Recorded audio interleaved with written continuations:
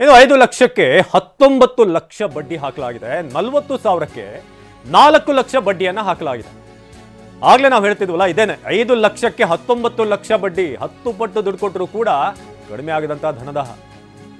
Metre ಬಡ್ಡಿ ದಂಧೆಗೆ ಸಿಲುಕಿ ಬಡ ಕುಟುಂಬದ ಕಣ್ಣೀರು ಲೆಕ್ಕ ಹಾಕಿ ತಗೊಂಡಿರೋ ಸಾಲ 5 ಲಕ್ಷ, ಹಾಕಿರುವಂತಹ ಬಡ್ಡಿ 19 ಲಕ್ಷ. ಹಾಸನ ಜಿಲ್ಲೆ ಅರ್ಕಲ್ಗೂಡ್ನಲ್ಲಿ ಆಗಿರುವಂತಹ ಘಟನೆ ಇದು. 16 ಜನರಿಂದ ಚೆಕ್ ಪ್ರನೋಟನ್ನು ಮಾಡಿಸ್ಕೊಂಡು ಕಿರುಕುಳ ಕೊಡ್ತಿದ್ದಾರೆ. ಹೊಡೆದಿರುವಂತಹ ಸಾಲಕ್ಕೆ ಬಡ್ಡಿ ಕಟ್ಟಲು ಆಗದೆ ವಿರುದ್ಧೆಯರು ಕಣ್ಣೀರಿಡ್ತಿದ್ದಾರೆ. ಏನು ಅರ್ಥ ಇದೆಯಾ? 5 ಲಕ್ಷಕ್ಕೆ 19 ಲಕ್ಷ ಬಡ್ಡಿ ಅಂತಂದ್ರೆ ಏನು? ಎಲ್ಲಿಂದ ಎಲ್ಲಿಗೆ? ಅಲ್ಲೊಬ್ರು 40,000 ಸಾಲ ಪಡೆದಿದ್ದಾರೆ, ಆದರೆ ಅವರಿಗೆ ಬಡ್ಡಿ 4 ಲಕ್ಷ. 4 ಲಕ್ಷ ಬಡ್ಡಿ. ವಿಡಿಯೋ ಮೂಲಕ ಅಸಹಾಯಕತೆ ತೋಡಿಕೊಂಡಂತ ಜನ. ಇಲ್ಲಿ ಏನಂದ್ರೆ, ಸಾಲ ಕೊಡೋರ ಜೊತೆಗೆ ಪಡೆಯುವಂಥವ್ರು ಕೂಡ ಯೋಚನೆ ಮಾಡಬೇಕಾಗುತ್ತೆ. ನಾವು ಎಷ್ಟು ವಾಪಸ್ ಕೊಡ್ತಾ ಇದೀವಿ, ಏನು ಯಾವ ಲೆಕ್ಕಾಚಾರ ಇದು, ಯಾವ ಥರ ಇಂಟ್ರೆಸ್ಟ್ ಹಾಕ್ತಿದ್ದಾರೆ. ಹೌದು, ಅನಿವಾರ್ಯತೆ ಅವ್ರವ್ರದ್ದು ಇರುತ್ತೆ. ಕೆಲವೊಮ್ಮೆ ಎಲ್ಲಿಂದಾದ್ರೂ ಒಂದು ಹಣ ಸಿಕ್ಕಿದ್ರೆ ಸಾಕು ಅಂತ ಇರುತ್ತೆ. ಆದರೆ ನಾವು ಆ ಜಾಲದೊಳಗೆ ಸಿಕ್ಕಾಕೊಳ್ತೀವಲ್ಲ, ಅದು ವೆರಿ ವೆರಿ ಡೇಂಜರಸ್. 5 ಲಕ್ಷಕ್ಕೆ 19 ಲಕ್ಷ ಬಡ್ಡಿ. 40,000, ಬರೀ 40,000ಕ್ಕೆ 4 ಲಕ್ಷ ಬಡ್ಡಿ ಕಟ್ಟಿದ್ದಾರೆ ಈ ಫ್ಯಾಮಿಲಿಯವರು. ಅದು ಏನು 10 ಪಟ್ಟು. ವಿಡಿಯೋ ಮೂಲಕ ಅಸಹಾಯಕತೆಯನ್ನು ತೋಡ್ಕೊಂಡಂಥ ಜನ ಪಾಪ, ಏನು ಅವ್ರಿಗೆ ಆ ಟೈಮಲ್ಲಿ ಕಮಿಟ್ಮೆಂಟ್ ಇತ್ತೇನೋ, ಅನಿವಾರ್ಯತೆ ಇತ್ತೇನೋ ಗೊತ್ತಿಲ್ಲ, ಒಂದು ಖಾಲಿ 40,000 ತೊಗೊಂಡಿದ್ದಾರೆ. 40,000 ಅನ್ನೋದು ಭಾಳಷ್ಟು ಫ್ಯಾಮಿಲಿಗೆ ದೊಡ್ಡ ಅಮೌಂಟ್ ಅದು. ಆದರೆ ಅದಕ್ಕೆ 4 ಲಕ್ಷ ಬಡ್ಡಿ ಅಂತಂದರೆ, 5 ಲಕ್ಷಕ್ಕೆ 19 ಲಕ್ಷ ಅಂತಂದರೆ, ಅರ್ಕಲ್ಗೂಡು ಮಂಜುನಾಥ ವಿರುದ್ಧ ಬಡ್ಡಿ ದಂಧೆ ಆರೋಪ ಕೇಳಿಬರ್ತಾ ಇದೆ. BMTCಯ ಮಾಜಿ ಸಿಬ್ಬಂದಿ ಆಗಿರುವಂಥ ಮಂಜುನಾಥ್ 40,000 ರೂಪಾಯಿಗೆ 4 ಲಕ್ಷ ಬಡ್ಡಿ ಕಟ್ಟಿದ್ರು ಕೂಡ ಇನ್ನೂ ಕಟ್ಟಬೇಕು ನೀವು ಅಂತ ಕಿರುಕುಳ. ವಿಡಿಯೋ ಮೂಲಕ ತಮ್ಮ ನೋವನ್ನ ಆ ಕುಟುಂಬದವರು ಹೇಳ್ಕೊತಾ ಇದ್ದಾರೆ.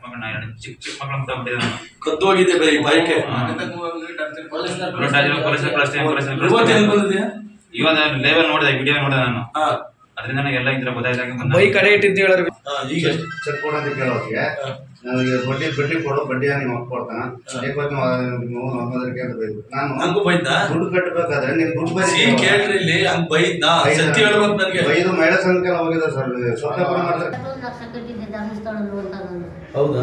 ಚೆಕ್ ಕೇಳೋದಕ್ಕೆ ಚೆಕ್ ಕೊಡ್ನಾರ ಅರೆಸ್ಟ್ ಮಾಡ್ಕೊಂಡು ಕರ್ಕೊಂಡು ಚೆಕ್ ಕೊಟ್ಟರು, ದುಡ್ಡು ಕೊಟ್ಟರು, ಚೆಕ್ ಕೊಟ್ಟರು, ದುಡ್ಡು ಕಟ್ಟಿದ್ರು. ಆಮೇಲೆ ಗದ್ದಾಳದಲ್ಲಿ ಅದ ಒಯ್ನ್ ಕರ್ಕೊಂಡು ಹೋಗಿ ಮನೆ ಕಟ್ತಾ ಇದ್ರು. ಇಲ್ಲಿ ಅಲ್ಲಿಂದ ಸ್ಟೇಷನ್ಗೆ, ಅಲ್ಲಿ ಸ್ಟೇಷನ್ ಅಲ್ಲಿಗೆ ಹೋಗಿ, ಸ್ವಾಮಿ ನಾನು ಬಡವ, ನಾವು ಚೆಟ್ಟಿದ್ದೀವಿ, ನನ್ನ ಮನೆ ಗಾಡಿ ಹೋಗೈತೆ, ಇದು 1 ಲಕ್ಷ ಕೊಡ್ತೀನಿ, ಒಬ್ಬ ನಿಮ್ಮ ಮನೆ ಕಸ ಬಾಚಿ 1 ಲಕ್ಷ ನಾನು ದುಡ್ಡು ಕೊಡ್ತೀನಿ, ನಾನು ಬಡವೆ, ನನ್ನ ಮನೆ ಗಾಡಿ ಹೋಗೈತೆ. ಆಸ್ತಿನೂ ಮಾರಿ ನಮಗೆ ಉಳಿಸಿ ಚಾರ್ಜರ್ ತಗೊಳಕಾಗಲ್ಲ. ಅಕ್ಕ ದುಡ್ಡು ಕೊಡಕ ನನ್ನ ಮಗ ಸೋಕಾಗಿ ಇವತ್ತ ನಾಳಿಕೆ ಸಾಯಂಗೈತೆ. ಬ್ಯಾಂಕ್ನವ್ರು ಬಂದು ನೋಡ್ಕೊಯ್ದವ್ರಿ, ದುಡ್ಡು ಕೊಡ್ಕೊಳ್ಳೋ ಅಂತಂದು ನೀವೊಂದಿನ ಹೇಳೇ ಕೇಳಕ್ ಹೋಗಿ. ಇದು ನೊಂದವರು ಮಾತಾಡ್ತಿರುವಂಥ ವಿಚಾರ. ಅಲ್ಲಿ ಹೇಳ್ತಿದ್ದಾರೆ ಅವರ ಪರಿಸ್ಥಿತಿ ಹೇಗಿತ್ತು, ಯಾಕೆ ಸಾಲ ಪಡ್ಕೊಂಡ್ರು ಅಂತ. ಮೀಟರ್ ಬಡ್ಡಿ ದಂಧೆಯಿಂದ ನೊಂದವರು ಎಲ್ಲರೂ ಕೂಡ ಸೇರಿ ಈಗ ಹೋರಾಟ ಮಾಡ್ತಿದ್ದಾರೆ. 5 ಲಕ್ಷಕ್ಕೆ 19 ಲಕ್ಷ ಅಂತಂದರೆ ಎಲ್ಲಿಂದ ಎಲ್ಲಿಗೆ?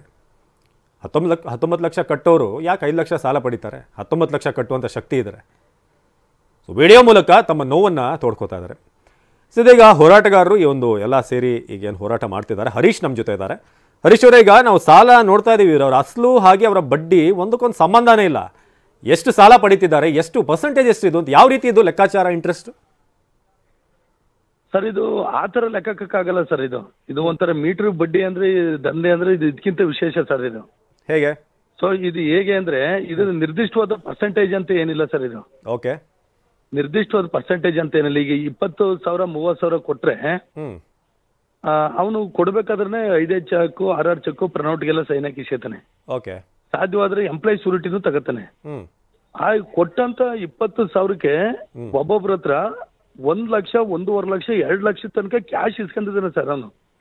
ಈಗ ನನಗೆ 1 ಲಕ್ಷ ಸಾಲ ಬೇಕು, ಈಗ ನಾನು ಎಷ್ಟು ದಿನದಲ್ಲಿ ಕಟ್ಟಬೇಕು ವಾಪಸ್, ಎಷ್ಟು ಬಡ್ಡಿ ಹೇಗೆ ಲೆಕ್ಕ ಅಂತ? 1 ಲಕ್ಷ ಅಂತ ಅನ್ಕೊಳ್ಳಿ. ಈಗ ಸರ್ ಅವ್ನು ಇಸ್ಕೋಬೇಕಾದ್ರೆ 10% ಬಡ್ಡಿ ಅಂತ ಕೊಡ್ತಾನೆ ಸರ್. ಅವನು 10% ಅಂತ. ಓಕೆ, 10% ಬಡ್ಡಿ ಅಂತ ಕೊಡ್ತಾನೆ. ಜಮೀನ್ ಅವನಿಗೆ ನೀವು ಸೇಲ್ ಡೀಡ್ ಅಂತ ಕೊಟ್ರೆ 3% ಅಂತ ಕೊಡ್ತಾನಂತೆ ಸರ್. 3-4% ಅಂತ. ಓಕೆ, ಆದ್ರೆ ಅವನಿಗೆ ಸೇಲ್ ಡೀಡು ಮಾತಾಡ್ಬೇಕಾದ್ರೆ, ಈಗ ನಾವು ಈಗ ಹಣ ಕೊಡ್ತಾ ಇದೀವಿ, ಈಗ ನೀವು ಹಣ ನನಗೆ ಫುಲ್ ಎಲ್ಲ ಕಟ್ಟಾದ್ಮೇಲೆ ಜಮೀನ್ ನಿಮ್ಗೆ ವಾಪಸ್ ಕೊಡ್ತೀನಿ ಅಂತ ನಾನು. ಅವ್ನು 4 ಲಕ್ಷ ಜಮೀನು ನಾವು ದುಡ್ಡು ಇಸ್ಕೊಂಡು ಅವ್ನು 7-8 ಲಕ್ಷ ದುಡ್ಡು ಕೊಟ್ಟು ಈಗ ನಮಗೆ ರಿಟರ್ನ್ ಕೊಡಿ ಜಮೀನ್ ಅಂದ್ರೆ ಅವ್ನು ಕೊಡಲ್ಲ, ಅವನ ಹೆಸರು ಮಾಡಿಸಿ ಬಿಡ್ತಾನೆ ಅವನು. ಓಕೆ, ಈಗ ಅದು ಅವನು 4 ಲಕ್ಷಕ್ಕೆ 1.5 ಕೋಟಿ ನನಗೆ ದುಡ್ಡು ಕೊಡು ಜಮೀನು ಕೊಡ್ತೀನಿ ಅಂತ ಇದು ಸರ್ 1.5 ಕೋಟಿ ಕೇಳಿರೋದು ನಾನು. ಅದಕ್ಕೆಲ್ಲ ದಾಖಲಾತಿ ಇದೆ ಸರ್, ರೆಕಾರ್ಡ್ ಇದೆ ಮಾತಾಡಿರೋದು. ಅದಕ್ಕೆ ಅವರು ಆ ಕುಟುಂಬದವರು ಹೋಗಿ 3 ಜನನು ಒಂದೇ ಕುಟುಂಬ ಸದಸ್ಯರಿಗೆ ಹೋಗಿ ವಿಷ ಕುಡಿದಿರ್ತಕ್ಕಂಥದ್ದು ಅವನ ಮನೆ ಎದುರುಗಡೆ. 1.5 ಕೋಟಿ ಕೇಳ್ತಾವನೆ, ನಮ್ಗೆಲ್ಲೂ ದಾರಿ ಇಲ್ಲ ಅಂತ. ಇನ್ನು ಬಾಕಿ ಅವ್ರದ್ದು ಹೆಂಗೆ ಅಂದ್ರೆ ಒಬ್ಬೊಬ್ರು ಈಗ ಕನಿಷ್ಠ ನನ್ನ ಹತ್ರ 150-200 ಜನದ ಪಟ್ಟಿ ಇದೆ ಸರ್. ಅವರೇ ಬಂದು ಮಾತಾಡಿರೋದು ನನ್ನ ಹತ್ರ. ಅವರು 20 ಸಾವಿರಕ್ಕೆ 1 ಲಕ್ಷ, 1.5 ಲಕ್ಷ, 60,000, 70,000, 80,000 ಹಿಂಗ್ ದುಡ್ಡು ಇಸ್ಕೊಂಡಿದ್ದಾನೆ. ದುಡ್ಡು ಇಸ್ಕೊಂಡಾದ್ಮೇಲೆ ಕೊಡಿ ನೀವು, ನಾನು ಚೆಕ್ ಕೊಡಿ, ದುಡ್ಡು ನಿಮಗೆ 200-300 ರೂಪಾಯಿ ಜಾಸ್ತಿ ಕಟ್ಟಿದೇವಲ್ಲ, ಅದು ಚೆಕ್ ಕೊಡಿ ಅಂದ್ರೆ ನಾನೇ ತಿನ್ಕತ್ತೀನಿ, ನಡೀರಪ್ಪ ಮುಂದಿನ ತಿಂಗಳು ಕೊಡ್ತೀನಿ, ಬ್ಯಾಂಕ್ ಅಲ್ಲಿ ಇದಾವೆ, ಅಲ್ಲಿದ್ದಾವೆ, ಇಲ್ಲಿದ್ದಾವೆ ಅಂತ ಹೇಳಿ ಮತ್ತೆ ಇನ್ನು 2 ತಿಂಗಳಾದ್ಮೇಲೆ ಬೇನಮಿ ಹೆಸರಲ್ಲಿ, ಅವ್ರ ಅಣ್ಣ ತಮ್ಮದರ ಹೆಸರಲ್ಲಿ, ಕುಟುಂಬದ ಹೆಸರಲ್ಲಿ ಮತ್ತೆ 4 ಲಕ್ಷ 5 ಲಕ್ಷಕ್ಕೆ ಚೆಕ್ ಹಾಕ್ಸಿದ್ದೇನೆ ಸರ್. ಚೆಕ್ ಹಾಕ್ಸಿದ್ದೇನೆ. ಇದು ಒಬ್ಬರಿಗೆ ಅಲ್ಲ ಸರ್. ಈಗ ಅಮ್ಮ ಮಾತಾಡ್ತಿದ್ರಲ್ಲ ಸರ್ ನರಸಿಂಹಗುಪ್ಪೆ, ಹೌದು, ಅವರು 4 ಲಕ್ಷ ಸರ್ ಇಸ್ಕೊಂಡ್ರಲ್ಲ, 5 ಲಕ್ಷ ಸರ್. 5 ಲಕ್ಷ ಹೌದು ಸರ್. ಜಮೀನ ಸುಮ್ಮನೆ ಅವನು ಅದನ್ನ ಇನ್ನೊಂದು ವಿಡಿಯೋದಲ್ಲಿ ಮಾತಾಡಿದ್ದಾನೆ ಸರ್. ವಿಡಿಯೋನು ನಮ್ಮ ಹತ್ರ ಇದೆ ಸರ್.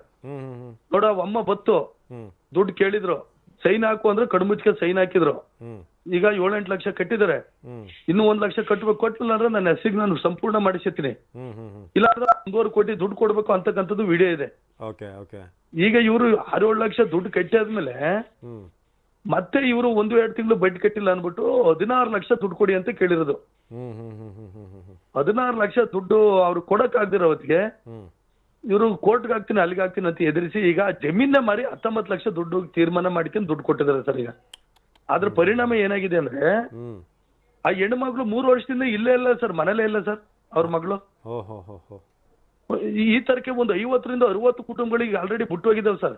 ನಾನು ಅವ್ರ ವಿತ್ ಅಡ್ರೆಸ್ ಕೊಡ್ತೀನಿ ಸರ್, ಬಂದು ಹೇಳ್ಕೊಂತವ್ರು. ಈಗ ಚಿಕ್ಕ ಮಕ್ಕಳು ವಯಸ್ಸಾದವ್ರ ತಂದೆ ತಾಯಿನ ಬಿಟ್ಟು ಈಗ ಆಲ್ರೆಡಿ ಊರ್ ತೊರೆದಿದ್ದಾರೆ ಸರ್. ಇಲ್ಲೆಲ್ಲ ಚಿಕ್ಕ ಪುಟ್ಟ ಕ್ಯಾಂಟೀನ್ ಅಂಗಡಿ ತರಕಾರಿ ಮಾರೋರೆಲ್ಲ ಇದ್ರು ಸರ್. ಈಗ ಹರೀಶ್ ಅವ್ರ, ಈಗ ಈ ತರ ಸಾಲ ಪಡೆಯಕ್ಕೆ ಯಾಕೆ ಹೋಗ್ತಾರೆ ಅಂತಂದ್ರೆ, ಈಗ ಸಂಘಗಳಿರ್ತವೆ, ಬ್ಯಾಂಕ್ಗಳು, ಅಲ್ಲಿ ಸಾಲ ಸಿಗಲ್ಲ, ಇಲ್ಲಿ ಬೇಗ ಸಿಗುತ್ತೆ ಅಂತಾನೆ ಕೈಗೆ ಹಣ. ಹೌದು ಸರ್. ಈಗ ಬ್ಯಾಂಕ್ ಹೋದ್ರು ಕೂಡ 108 ದಾಖಲಾತಿಗಳು ಕೇಳ್ತಾರೆ ಸರ್. ಆಮೇಲೆ ಬ್ಯಾಂಕ್ಗಳಲ್ಲೂ ಸರಿಯಾಗಿ ಈಗ ಬಡವರು ಅಂದ್ರೆ ಅನ್ಸೋದು ಹಂಗ ಇದ್ ಮಾಡಲ್ಲ, ಅವ್ರು ಅಲಿಸ್ತಾರೆ, ಆಗಲ್ಲ. ಇವ್ರಿಗೆ ಯಾವ್ದೋ ಒಂದ್ ಕಷ್ಟಕ್ಕೆ ಸಿಗಾಕೊಂಡಿರ್ತಾರೆ, ಆ ಸಂದರ್ಭಕ್ಕೆ ದರ್ದಿರ್ತದೆ, ಹೋಗಿ ಇವರು ಕೈ ಚಾಚಿ ಬಿಡ್ತಾರೆ.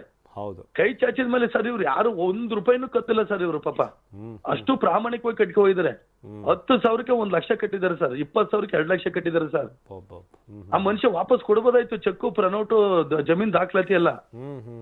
ಅದ್ರ ಮೇಲೂ ಕೂಡ ಇವರು ಕೇಳಲ್ಲ, ಅದ್ ಮಾಡಲ್ಲ ಅನ್ಬಿಟ್ಟು ಈ ತರ ಶೋಷಣೆ ಮಾಡ್ತಿದ್ದಾರೆ ಸರ್. ಸರ್ ಇದು ಒಂದು ಪ್ರಕರಣ ಹೇಳ್ತೀನಿ ಸರ್. ಮಾದಳ್ಳಿ ಅನ್ನೋ ಗ್ರಾಮದಲ್ಲಿ ಜಗದೀಶ್ ಅನ್ನೋರು ಗಂಡ ಹೆಂಡತಿ ಹೋಗಿ 50,000 ದುಡ್ಡು ಇಸ್ಕೊಂಡಿದ್ರಂತೆ ಸರ್. ಈಗ ಬಂದಿದ್ದಾರೆ ಸರ್, ಸ್ಟೇಷನ್ ಒಳಗಡೆ ಕೂತಿದ್ರು ಅವ್ರು ಈಗ ಆಲ್ರೆಡಿ. 50,000ಕ್ಕೆ ಅವರು 1 ಲಕ್ಷದ ಮೇಲೆ ದುಡ್ಡು ಕಟ್ಟವ್ರು ಸರ್, ಇಬ್ರು ಸೇರಿ. ಆ ದುಡ್ಡು ಕೊಡ್ಬೇಕಾದ್ರೆ ಇವ್ರ ಹತ್ರ ಚೆಕ್ ಇಲ್ಲ ಅನ್ಬಿಟ್ಟು ಅವ್ರ ಮೈದನ ಹತ್ರ ಚೆಕ್ ಕೊಡ್ಸಿದ್ರಂತ, ಉಲ್ಕಲ್ ಆನಂದ್ ಅವ್ರ ಹತ್ರ. ಆಮೇಲೆ ಕೊಡಿ ನೀವು 1-1.5 ಲಕ್ಷ ನೀವು ಆಲ್ರೆಡಿ ಕಟ್ಟಿದೀವಲ್ಲ, ಚೆಕ್ ಕೊಡಿ ಅಂತ ಕೇಳಿದರೆ ಇವರು ಕೊಟ್ಟಿಲ್ಲ.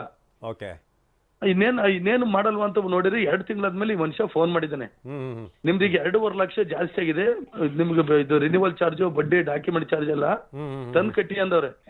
ಇವರು ದಿಕ್ಕತ್ತು ಹೋಗ್ತಂಗಾಗಿದೆ. ಆಮೇಲೆ ಹೋಗಿ ಆ ಆನಂದ್ ಅವನ ಹೆಸರಲ್ಲಿ ಚೆಕ್ನು ಹಾಕಿದ್ದಾರೆ ಸರ್. ಚೆಕ್ಕು ಹಾಕಿದ್ದಾರೆ. ಚೆಕ್ ಹಾಕಿ ಇವರು ಕೋರ್ಟ್ಗೆ ಹೋಗಕ್ಕಾಗಿಲ್ಲ, ಹೆದರಿಕೆಂದು ಮನೆ ಹತ್ರಕ್ ಬಂದು ಗಲಾಟೆ ಮಾಡಿದ್ದಾನೆ ಸರ್. 3-4 ದಿನ ಮನೆ ಹತ್ರಕ್ ಬಂದು ಜಾತಿ ಹೆಸರಲ್ಲಿ ಬೈದು ದೌರ್ಜನ್ಯ ಮಾಡಿ ಆ ಅಮ್ಮನ ಮನೆ ಕೆಳಕ್ಕೆ ಬಿಟ್ಟಿಲ್ಲ. ಅಂತ ಅವರು ಬೇರೆ ಮೇಲೆ ಮನಗೋದು. ಈಗ ಅವ್ನು ಮನೆ ಹತ್ರ ಬೆಳಿಗ್ಗೆ ಟೈಮ್ ಗಲಾಟೆ ಮಾಡಿದ್ರು ಅಂತ ಹೋಗ್ಬಿಟ್ಟು ಸಂಜೆ ಟೈಮೇ ಅವ್ನ ಗಂಡ ಹೋಗಿ ಹಿಂದ್ಗಡೆ ನೇಣಕ್ಕೆ ಸತ್ತೋಗಿದ್ದಾನೆ ಸರ್. ಅವನಿಗೆ ಒಬ್ಬನೇ ಮಗ ಸರ್ ಇದ್ದದ್ದು. ಆ ಊರೆಲ್ಲ ಒಬ್ಬನೇ ಮಗ ಸರ್ ಓದ್ತಿದ್ದು. ಆ ಮಗನು ಕೂಡ ಕುಡ್ತು ದಾಸ್ತಾಗಿ ಅವನು ಕೂಡ ಸತ್ತೋಗ್ಯಾನ ಸರ್. ಓಕೆ ಹರೀಶ್ ಅವರ ಧನ್ಯವಾದ. ನಾವು ಗೃಹ ಸಚಿವರ ಗಮನಕ್ಕೂ ಕೂಡ ತರ್ತಾ ಇದೀವಿ, ಸಿಎಂ ಗಮನಕ್ಕೂ ಕೂಡ ತರ್ತಾ ಇದೀವಿ. ಮೀಟಿಂಗ್ ಕೂಡ ಆಗ್ತಾ ಇದೆ. ತುಂಬಾ ಸೀರಿಯಸ್ ಆದಂತ ಆಕ್ಷನ್ ಬೇಕಾಗಿದೆ ಇದು.